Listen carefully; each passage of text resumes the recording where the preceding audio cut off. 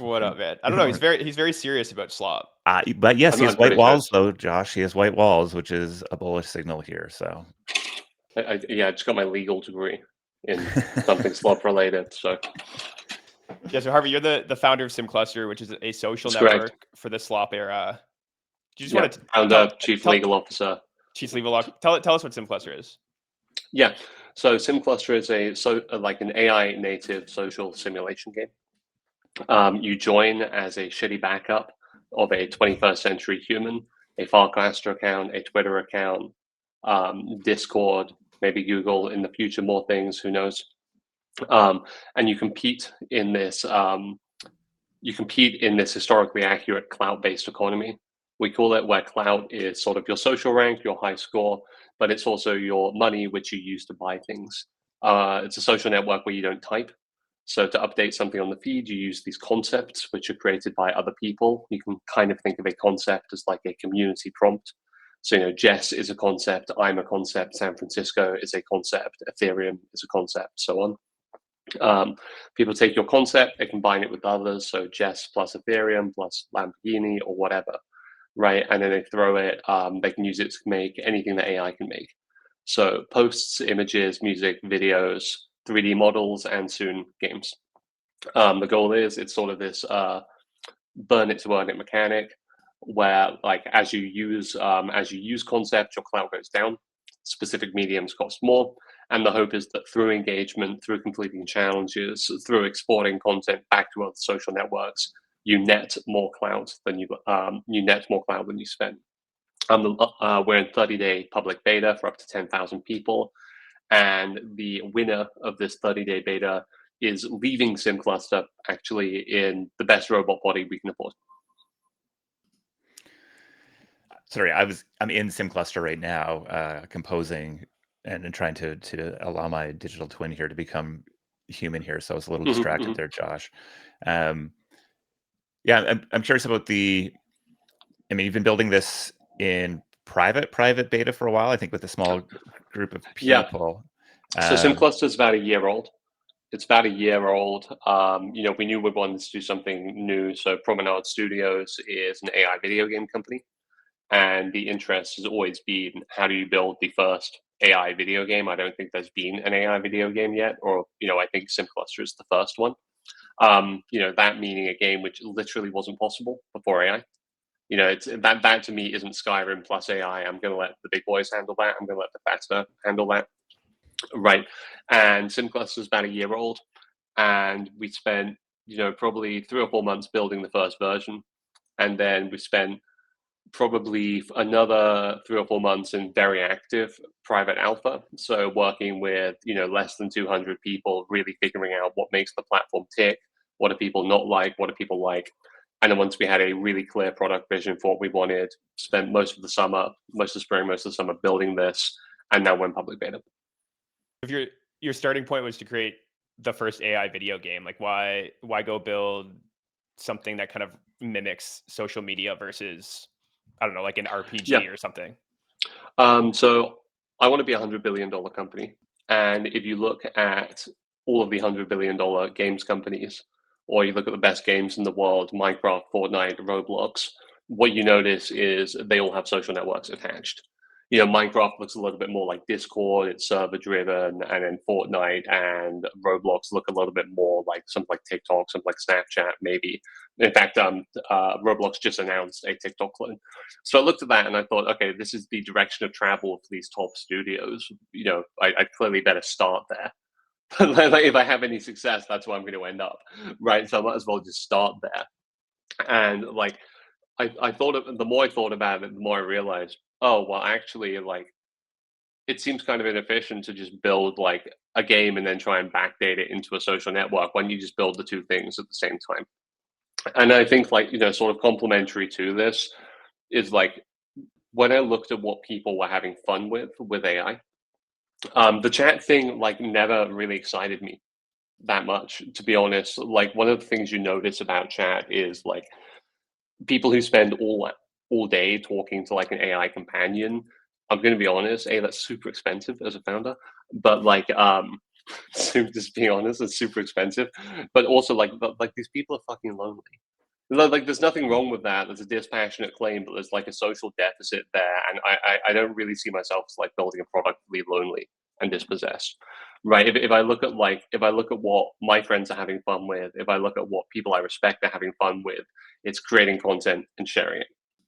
And I also noticed there's nowhere on the internet where all of these creation tools sit side by side, right? You can make music, you can make videos, right? You can make images, 3D models, right? But there's no way you can do it all in one place. There's nothing like a community prompt repository. And then when you do, you're actually kind of nervy to share it. You don't want to be a SLOP account, right? So I think one of the really important things for Simcluster was to build this sandboxed environment where like people can just experiment, they can do whatever. It's all fucking SLOP. We leaned into the SLOP thing because whatever I do in this space, someone's going to call it SLOP. And actually, I think it's a huge opportunity to own that term. SLOP, like Simcluster SLOP. Yes, like Simcluster SLOP. And I think like once we started thinking about idle game mechanics too, it was really that combo of like, this is the direction of travel. This is where money is. Like we're a tech company. It's easier for me to build Facebook than it is Skyrim. Right, people want this social experience when they're making this stuff. Think Mid-Journey, right? And I wanted this community layer over the prompting, and so a social network just seems so obvious. So it is interesting to see the reaction people get from you saying you're leaning into the SLOP. I think I got a response to my tweet yesterday about Simcluster from B Smokes, who says, maybe I'm alone, I hope not, but I'm not a fan of leaning into this idea of brain rot, content, clout, etc. Right. Yeah, I think people want these things, but they want to be sold these things indirectly and subtly, i.e. the dream of being rich and famous. This feels too explicit and just invokes a sense of disgust within me for where humanity is headed. You have a reaction to that? Yeah, I can make like the one-word defense of that is tough. And like the longer sort of high art defense for this is like, look, AI marks the first time we've meaningfully had to contend with the idea of infinity in art.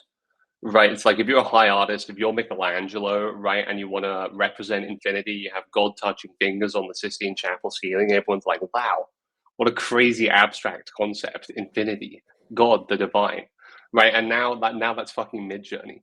Right, now that's Mid-Journey. Now that's Suno. Now that's Chat GPT. Right, so like any which way you slice it, if you want to make something meaningful with AI, the creation process has become like less singular works of genius, right?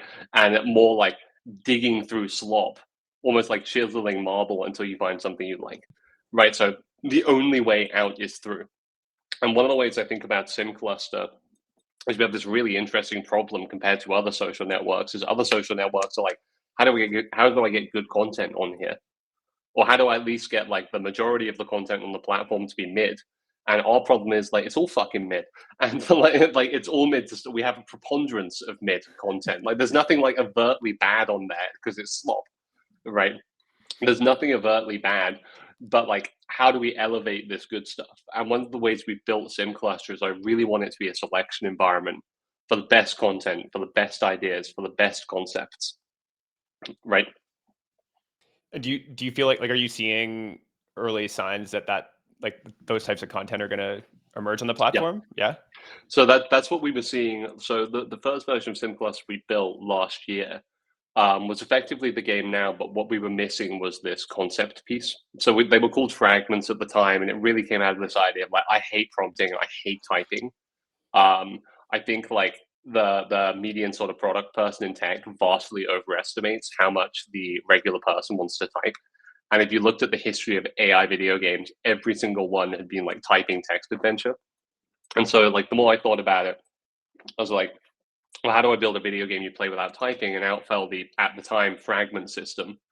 Fragments were just concepts, but they were all defined by us. There was just a big file in our code base of like 300-400 fragments, and users unlock them every day. And one of the things we noticed was people were coming back every day to check what the new fragments were.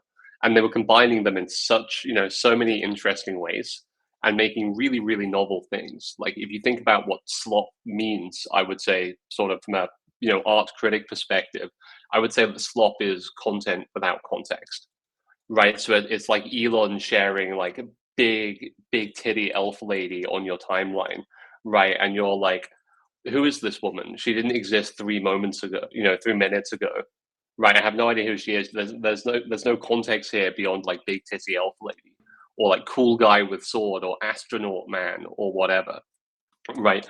Whereas on Simcluster, all of the concepts are relevant. Like we picked that initial batch of concepts to be things people were talking about, OpenAI, the SLOP problem, San Francisco, Sam Altman. But one of the things we realized was people were coming back every day to check out these new concepts, but they were just constantly DMing us like, hey, you should add this, you should add this, you should add this, you should add this. And it was watching the Giblification thing too, where I think Grant Slatton arguably started that trend. But then there are like kids in Bangalore like Giblifying things who have no idea who the guy is, right? And it kind of put like 2 and 2 together for me, where it was like, oh shit, like users should be able to make concepts, and that way they can be attributed all the way through for whenever one of these like AI meme things takes off.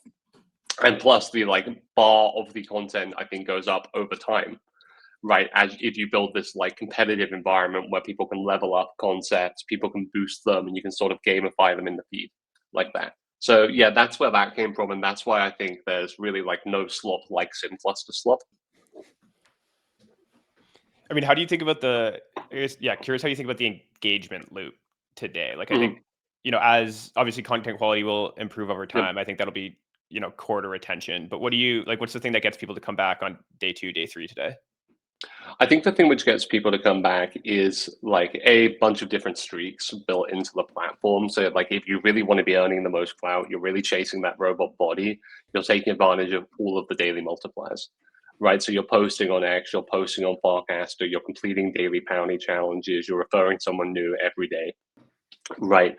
I also think, we have this daily spend cap at the minute. So I think a lot of people is like, okay, I've hit the spend cap, I need to come back tomorrow, like if I want to keep my posting rate up, right? And so that sort of drives retention, but that's also how our monetization works.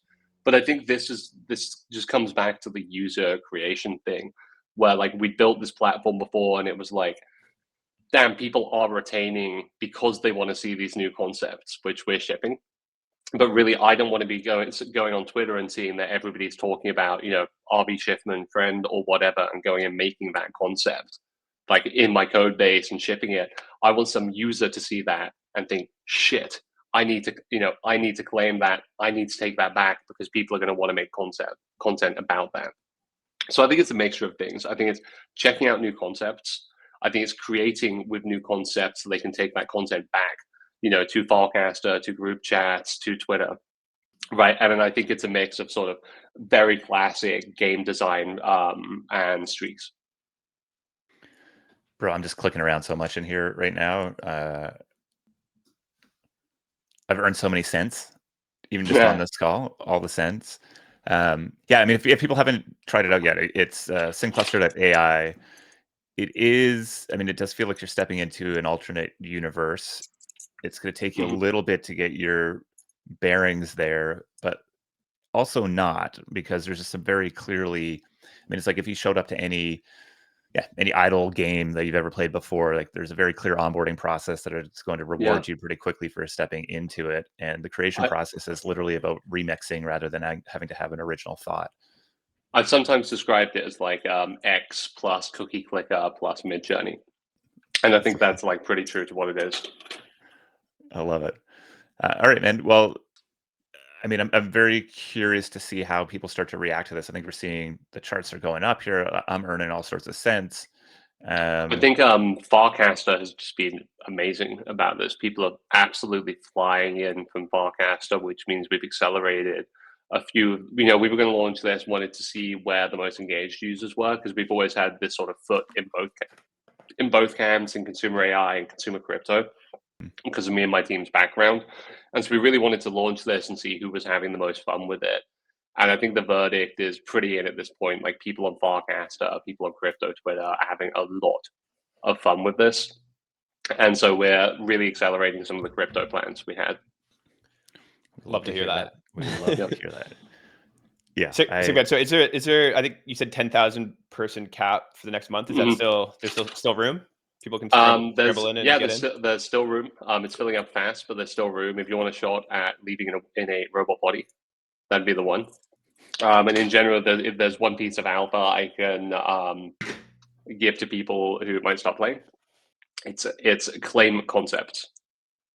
You definitely want to own concept. Okay. Sounds like good alpha. Yeah, okay. I mean, I'm trying to. I have a bunch of other questions, but I feel like a bunch of this is going to be revealed as we move forward and people experiment. So if you're just listening to this for the first time, you haven't played a Simcluster yet, jump on in Simcluster.ai, get in there before the 10,000 person cap is launched, because I don't think you have to squint too hard to see some of the directions you guys might take this. Pretty exciting. I think it's like anything. If you look at the concept system, I think you can't really play with it for more than a couple of minutes without thinking, shit, this is very powerful, because we build it that way. And I promise you, every single fun thing, you look at that system and you think, damn, they should do this, damn, they should do that. It's on our radar, and we really, really want to start doing it, and soon. Awesome, Harvey. Well, thanks for hopping on. I know you're super busy. Thanks for having me. We'll see you in Simcluster. Cheers, guys. Bye now. Man.